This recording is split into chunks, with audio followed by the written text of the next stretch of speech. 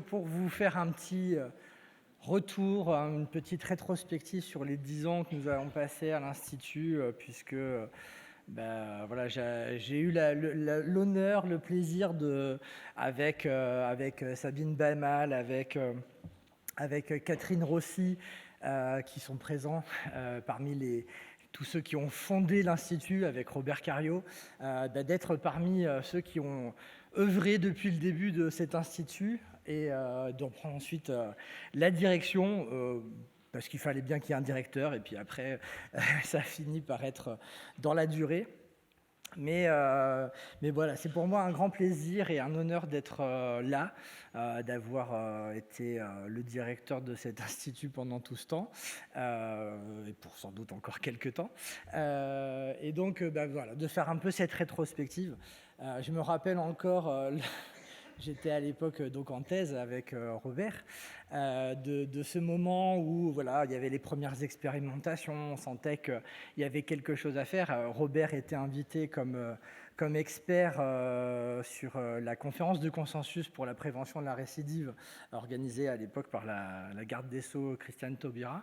Et là, on en discutait, on se disait, mais il faut vraiment qu'il y ait un organisme qui porte la justice restaurative. Il y avait évidemment avant le travail exceptionnel qu'avait fait France Victime, à l'époque l'INAVEM, pour encourager le développement de la justice restaurative, faire connaître la justice restaurative. Et c'est vrai qu'effectivement, à l'époque, sans France Victime, il ne se serait pas passé grand-chose. Mais aussi, voilà, toute l'investissement de Robert pour faire en sorte que voilà, il y ait des choses qui bougent. Paul Mbanzoulou, qui a été le premier animateur des rencontres détenus victimes à Poissy, ces fameuses rencontres de Poissy avec le SPIP des Yvelines, la Maison Centrale, François Goetz. Voilà, je repense à tous ceux qui ont été parmi les artisans de cette justice restaurative et de son apparition en France. Et c'est... Voilà, j'y repense avec beaucoup de nostalgie et en même temps de joie, parce que qui aurait cru que le moment que 10 ans plus tard, on serait encore là à parler, qu'on serait une équipe de 13 personnes à l'Institut. Voilà, c'est quelque chose d'assez incroyable de ce point de vue-là. Et donc du coup, voilà, j'avais envie de vous partager un petit peu tout ça, parce que c'est vrai qu'on a beaucoup évolué aussi. Enfin, sur ces 10 années, on en discute souvent au sein de l'équipe, on a l'impression de se réinventer quasiment tous les 6 mois, parce que voilà, les choses évoluent, il faut essayer de nouvelles choses, tester de nouvelles approches, de nouvelles façons de mettre en lien les gens, pas simplement les auteurs et les victimes, mais aussi les professionnels de différents horizons. C'est vrai que la justice restaurative aussi a apporté ça, je pense, en France. C'est que l'administration pénitentiaire n'avait pas toujours l'habitude de travailler avec les victimes ou avec la protection judiciaire de la jeunesse, et inversement. Et c'est vrai que mettre en lien toutes ces administrations, tous ces services, c'est vrai que là aussi, c'est quelque chose que je trouve être un bel accomplissement qu'a apporté la justice restaurative, mais je nous en attribue aussi une part de responsabilité. Mais donc, voilà, dès la création de l'Institut, on avait cette ambition, d'une part, de faire découvrir la justice restaurative, mais aussi de mettre en lien différents acteurs. Dans le projet de l'Institut, il y avait aussi l'idée de mettre en lien les chercheurs, les praticiens qui travaillaient sur la justice restaurative depuis de très nombreuses années à l'étranger. Voilà, encore une fois, les premières expériences, c'est milieu des années 70, donc la justice restaurative, ça n'a rien de nouveau sous sa forme moderne. Robert rappelait à quel point est-ce que la justice restaurative aussi trouve ses origines dans des formes ancestrales de justice. Mais plus récemment, la justice restaurative, c'est plus de 40 ans d'expérience aussi. Hein. Donc nous, tout ce qu'on a fait, c'est importer de cette expérience, et on voulait faire en sorte que ces chercheurs, ces praticiens de l'étranger qui avaient cette expérience pour se rencontrer, les premiers praticiens qui étaient très motivés par la justice restaurative. Et voilà, on a dans les listes des fondateurs, voilà, justement, ces chercheurs, chercheuses et praticiens, praticiennes qui étaient, voilà, qui avaient cette envie de faire que la justice restaurative soit aussi possible en France, pas simplement en Europe, pas simplement dans le monde. Et alors, évidemment, une valeur chère aussi à Robert Cariou et à tous ceux qui ont créé l'Institut, c'était de la formation. Et donc évidemment, dès le départ, on a commencé à faire des formations. La première formation, avant même que l'IFJR existe, puisqu'elle est de 2011, c'était avec France Victime, mais rapidement, l'Institut a mis en place, avec Catherine Rossi, avec Charles Charbonneau après, le service de justice réparatrice de Montréal, voilà, des formations pour faire en sorte que on n'invente pas de rien, on amenait des connaissances, des expériences et qu'on présentait aux Français dans le cadre spécifique français, mais avec le cœur de cette pratique et qui avait fait ses preuves dans ces pays. Et bien sûr, il y avait l'enjeu d'accompagner ces premières expériences, de les évaluer. J'ai eu la chance, à l'époque, comme j'étais le seul salarié en 2014-2015, de faire ces premières évaluations de ces premiers travaux. Rejoint après par Émilie Matignon, on l'a cité, qui a fait la plupart des autres. Et c'est vrai qu'effectivement, je pense que ça nous a aussi permis de clarifier un certain nombre de choses, d'ajuster, de pouvoir restituer après ça. Et finalement, vous voyez un petit peu la logique qui est la nôtre. On teste, on expérimente, on tire des enseignements, on forme, on développe, on retire aussi des expériences du terrain, on adapte, parce que tous les supports que maintenant vous pouvez trouver à l'Institut, que ce soit des cahiers des charges, des dépliants, des manuels, etc., tout ça, c'est venu aussi du terrain, un terrain qu'on accompagne, près duquel on est au quotidien, et donc qu'on restitue après dans nos formations, et ainsi de suite. C'est vraiment cet esprit de partage et de mutualisation qui nous anime toutes et tous, et c'est pas pour rien que vous êtes là aussi, c'est que ça vous anime vous aussi. Et donc merci.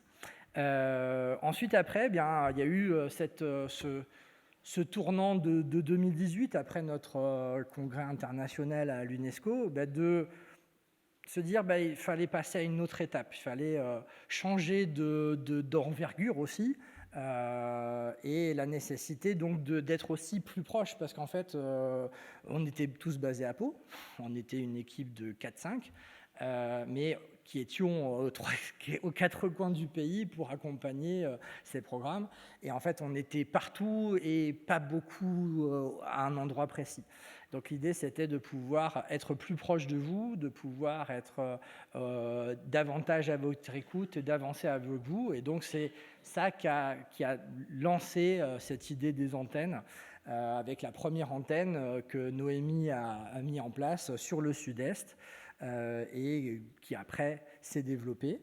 En même temps que ces antennes, on a étoffé notre accompagnement, mais aussi on a mis en place la supervision technique des mesures de justice restaurative. Et ça, je crois que ça aussi, c'était un moment important de pouvoir accompagner ces pratiques qui s'étoffaient, accompagner les animateurs, et bon, j'en parlerai tout à l'heure, mais maintenant c'est devenu quelque chose d'assez important, à mesure tout simplement que les mesures de justice restaurative se développent en France. Et ensuite, après, dernière étape, un petit peu en même temps que la crise sanitaire, ça a été aussi le constat que de plus en plus la justice restaurative était connue, que de plus en plus des personnes victimes, mais aussi des personnes auteurs, faisaient la démarche de demander de leur propre initiative des mesures de justice restaurative, aussi à des endroits où les programmes soit n'existaient pas, soit existaient mais n'étaient pas prêts, et le sentiment qu'il fallait qu'on puisse aider aussi à ce niveau-là, et donc d'animer ces mesures subsidiairement.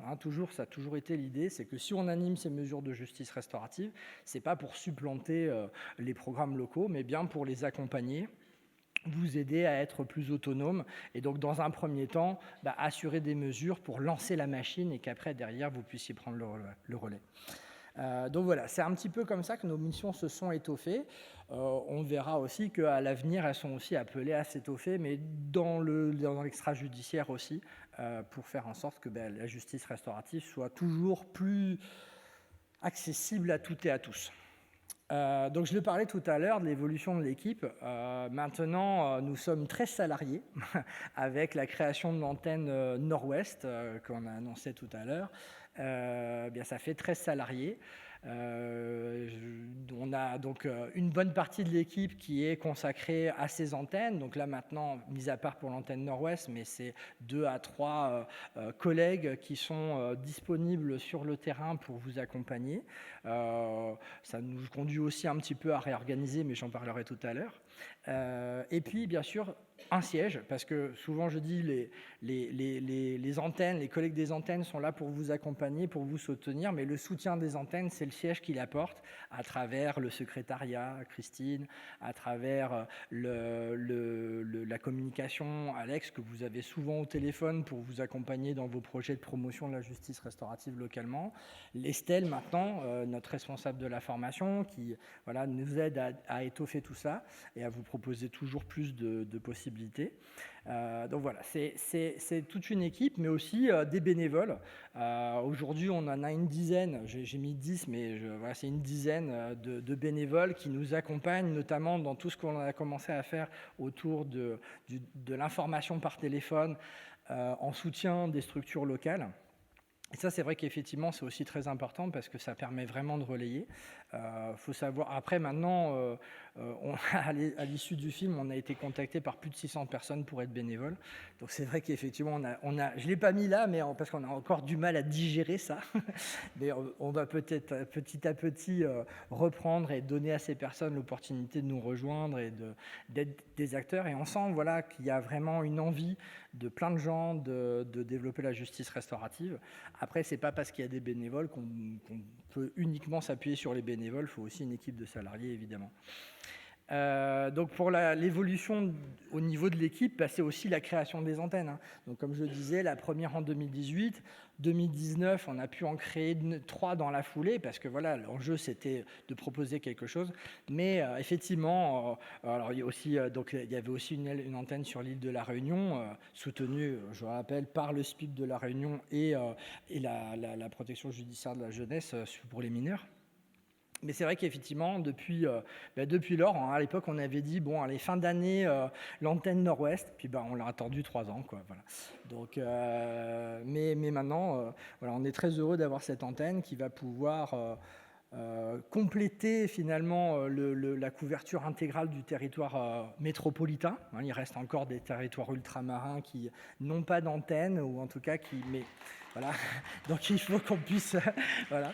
Mais en tout cas, on est content d'avoir cette antenne Nord-Ouest. Je vois qu'il y en a d'autres aussi qui sont contents de ça. Et c'est vrai qu'effectivement, ça faisait longtemps qu'on l'attendait et je pense que ça a du sens de pouvoir proposer cet accompagnement sur l'ensemble du territoire. Il y avait une vraie disparité et ça, c'était pas normal.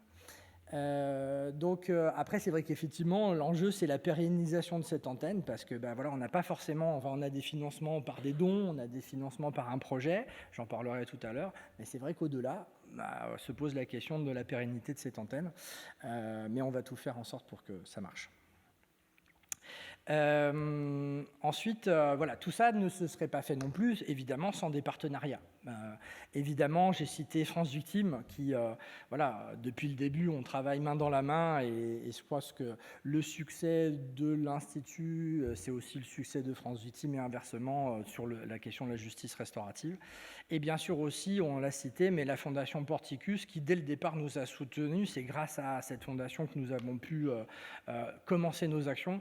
De mémoire, le ministère de la Justice nous a soutenus à partir de 2016, mais la Fondation Porticus nous a soutenus dès 2014, enfin dès 2013 en fait, pour qu'on puisse avoir le premier salarié, moi en l'occurrence, dès 2014, avec vraiment un vrai soutien important. Donc ça aussi, c'est ce qui nous a permis de nous lancer. C'est aussi la Fondation Porticus qui a cofinancé quasiment à moitié le développement des antennes. Donc c'est vraiment sans eux, on ne serait pas là non plus, clairement.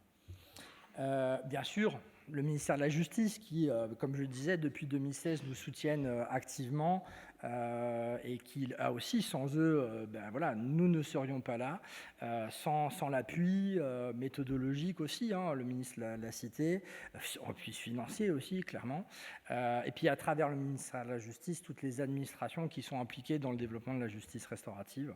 L'ENAP aussi, avec laquelle on a mis en place des formations à partir d'un projet de parcours de formation intégré à l'École nationale dès 2015 pour les premières formations qui se sont faites en 2016.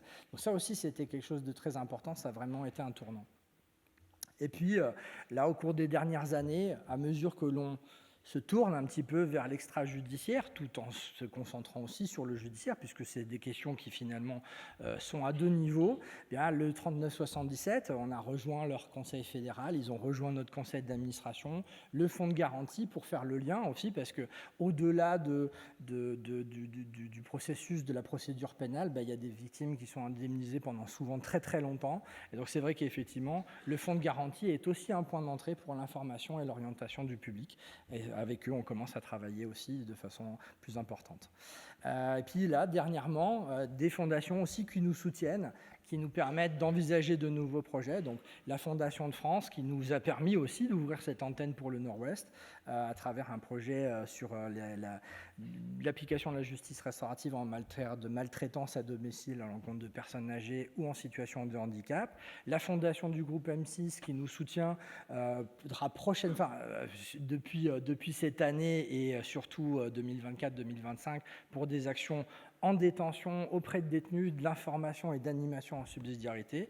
Et on l'a cité tout à l'heure, le projet Imagine qui nous a permis, pour un certain nombre d'entre vous peut-être, mais aussi en tant que promoteur de programme, d'avoir des bénévoles formés gratuitement. C'est aussi grâce à au projet Imagine que nous pouvons le faire. Bien sûr, tout ça, c'est rien sans les partenariats locaux, parce que là, c'est là où l'action se passe, c'est là où les programmes se mettent en place, c'est là où le sport de combat aussi existe pour mettre en place ces dispositifs. Et bien sûr, les associations d'aide aux victimes ne sont pas en reste, elles sont des partenaires extrêmement importants pour nous, de la même manière que les juridictions.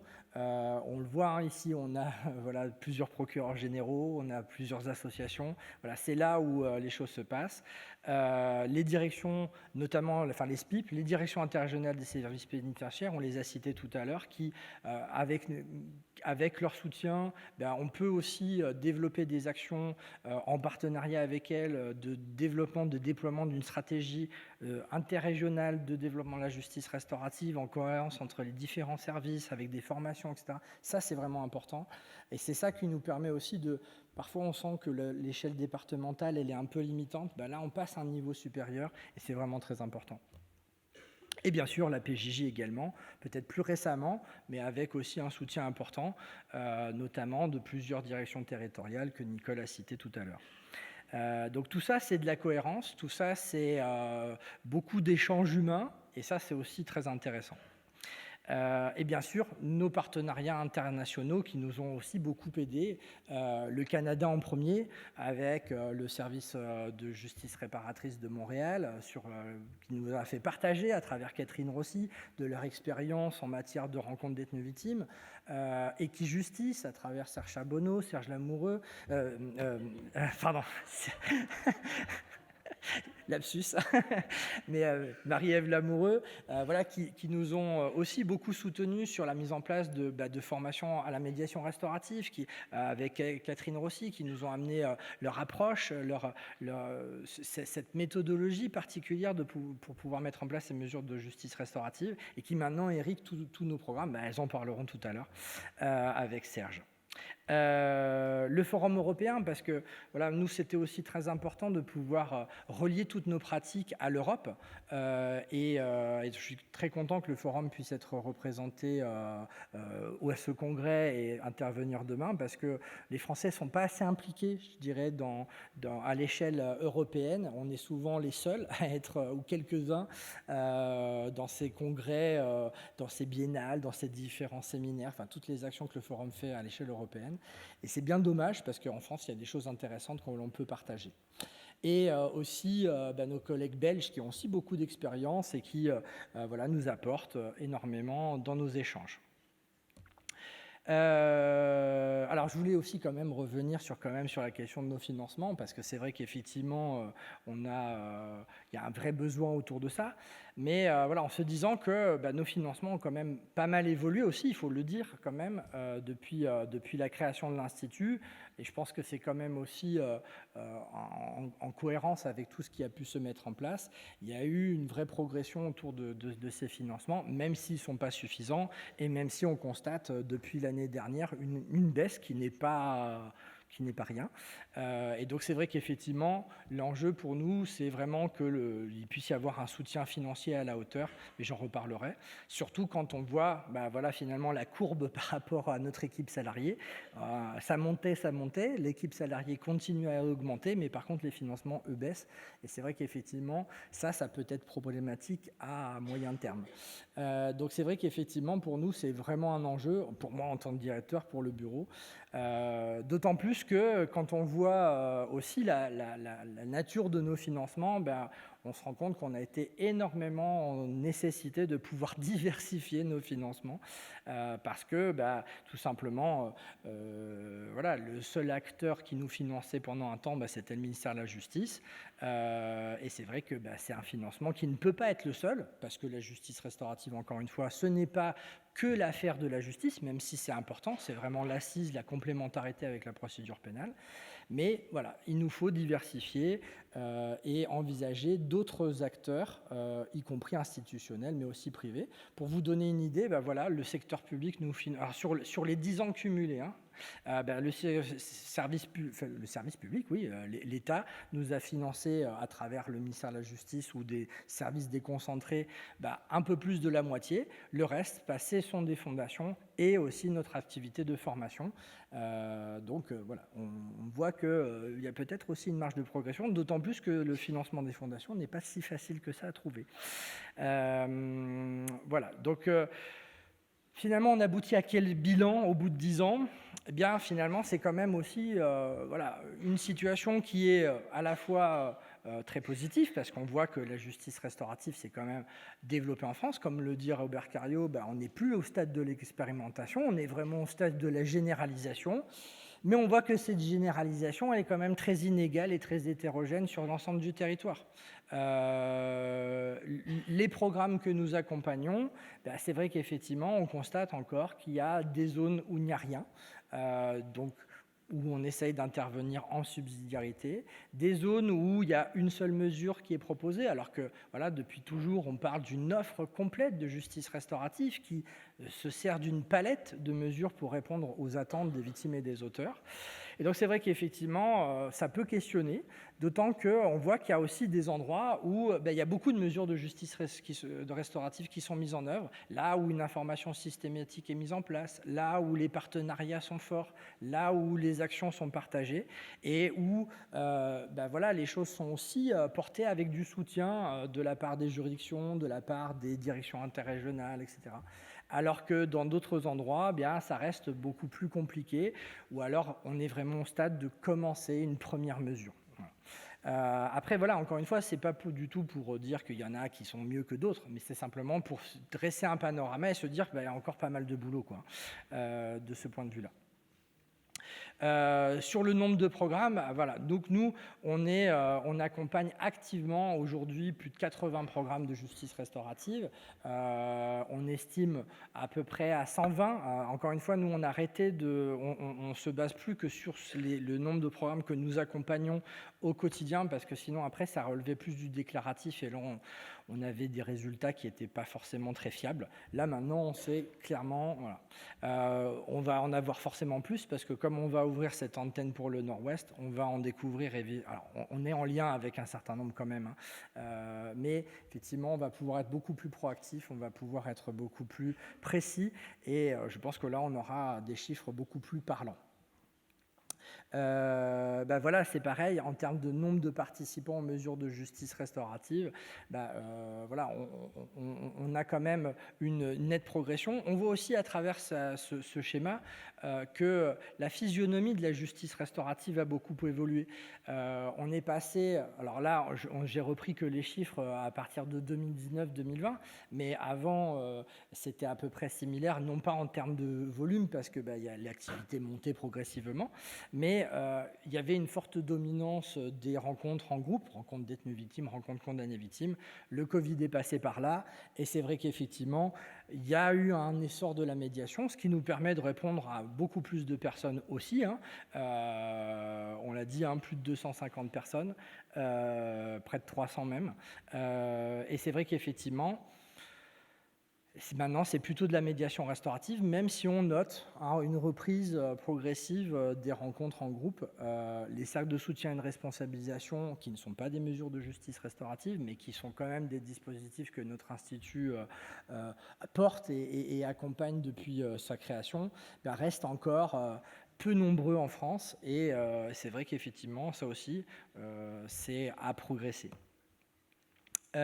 Pour vous donner aussi une oui, avant d'aborder ça, je voulais quand même aussi faire le lien avec l'expérimentation que nous avons conduite sur les cours d'appel de Toulouse et d'Aix-en-Provence, parce que ça, c'était quelque chose qui nous semblait très important, de pouvoir chercher une solution pour faciliter le travail des uns et des autres et essayer de renforcer l'information, renforcer les partenariats, renforcer l'implication de l'ensemble des partenaires et renforcer aussi le nombre de mesures qui pouvaient être mises en œuvre. Et c'est vrai qu'effectivement, dans ce nombre de participants, il y en a quand même une part significative qui vient de ces expérimentations, même si là, ce sont des chiffres de 2022, donc avec des mesures aussi en cours. Là, ils sont là, ces chiffres, puisque sur Toulouse, nous sommes passés de une ou deux mesures précédemment à plus d'une cinquantaine de personnes intéressées pour pouvoir s'engager dans des processus de justice restaurative.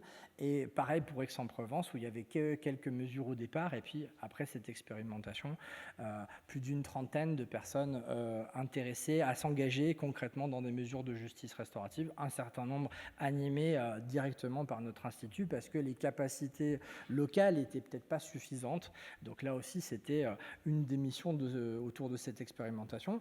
Donc avec le soutien, et d'ailleurs je voulais le souligner, avec le soutien de monsieur le procureur général de Toulouse, c'est vrai qu'effectivement nous avons pu expérimenter de faire ce travail d'information auprès de toutes les personnes victimes et aussi un certain nombre de personnes auteurs à partir de listes que nous contactions et qui nous permettaient de pouvoir attraper toutes les personnes qui étaient passées entre les mailles du filet de cette information par les services dans le cadre de leurs actions. Et c'est vrai qu'effectivement, c'est là où on a eu du réseau. Donc, et sur la base de cette expérimentation d'ailleurs, avec monsieur le procureur, le soutien de monsieur le procureur général de la Cour d'appel de Pau, nous allons pouvoir, et nous avons d'ailleurs signé récemment une convention avec la PAVIM et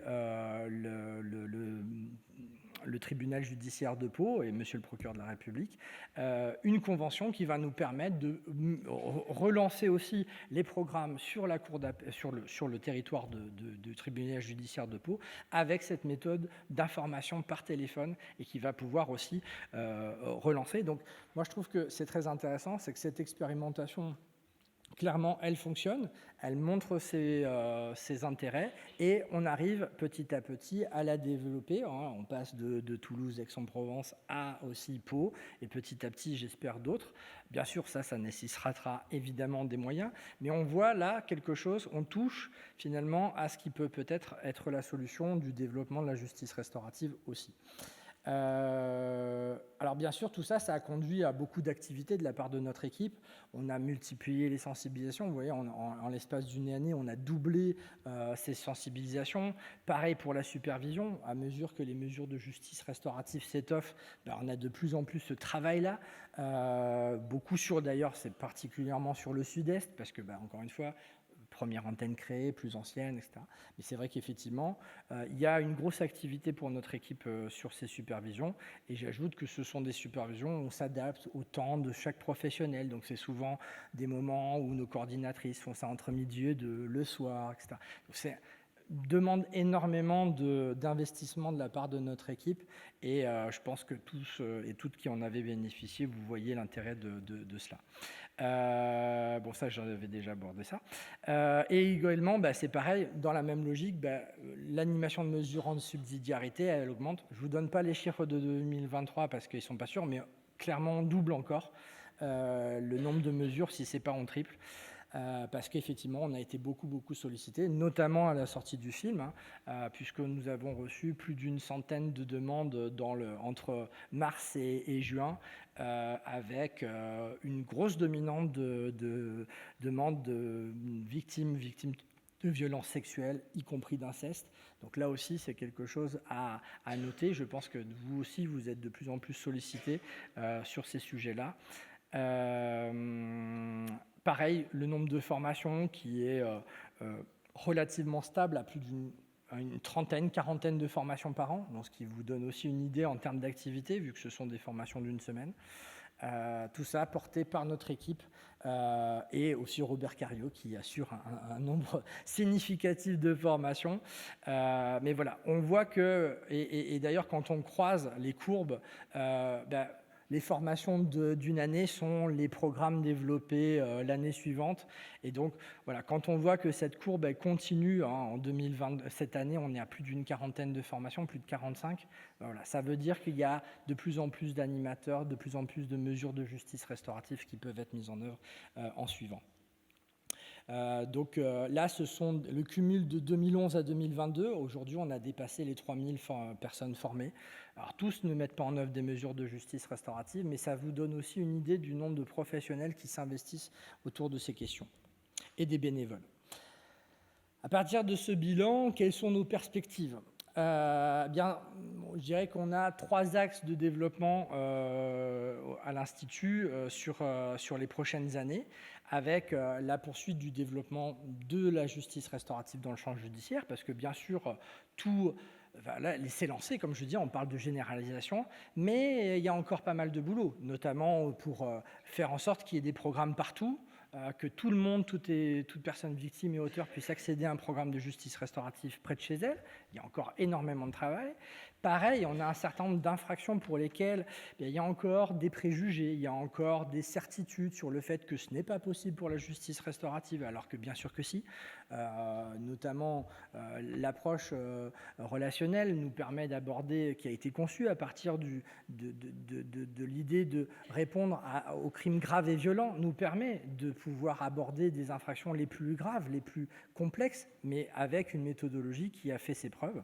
Et donc, bien sûr, les violences conjugales et intrafamiliales peuvent être traitées en justice restaurative. Pareil, les violences de genre, le terrorisme, les violences faites aux femmes, les discriminations, toutes ces questions-là sont encore des sujets pour lesquels la justice restaurative est souvent mise de côté, alors qu'elle peut au contraire constituer une vraie réponse très efficace, très intéressante pour les personnes, en complémentarité de ce qui est envisagé. Bien sûr, il nous faut aussi pouvoir convaincre autour d'une vraie politique publique de développement de la justice restaurative affirmée, avec un budget interministériel de soutien à la justice restaurative. Il est essentiel que, bien sûr, la justice est un acteur important de la justice restaurative, mais à notre sens, le ministère de la Santé et des Solidarités aurait toute sa place, le ministère de l'Éducation nationale aurait aussi toute sa place, et d'ailleurs, on le voit à travers un certain nombre de projets de terrain, je pense notamment à ce qu'on envisage sur la direction de la territoriale de protection judiciaire de la jeunesse de la Somme et de l'Aisne, l'éducation nationale est impliquée, et il y a aussi d'autres territoires comme ça où l'éducation nationale commence à s'intéresser à la justice restaurative et cherche à s'impliquer dans ces dispositifs. Les solidarités, évidemment, sur les questions des personnes vulnérables, accédant à la justice restaurative, ils ont aussi toute leur place. Pour nous, bien sûr, c'est un enjeu de coordination, et là, à notre sens, deux équivalents temps plein parcours d'appel nous semble être un minimum pour pouvoir accompagner correctement l'ensemble de ces projets. Sur les cours d'appel d'Aix-en-Provence et de Toulouse, nous avons déployé un temps plein, alors que initialement, c'était prévu un mi-temps, mais nous avons dû la plupart du temps déployer un temps plein, voire un peu plus.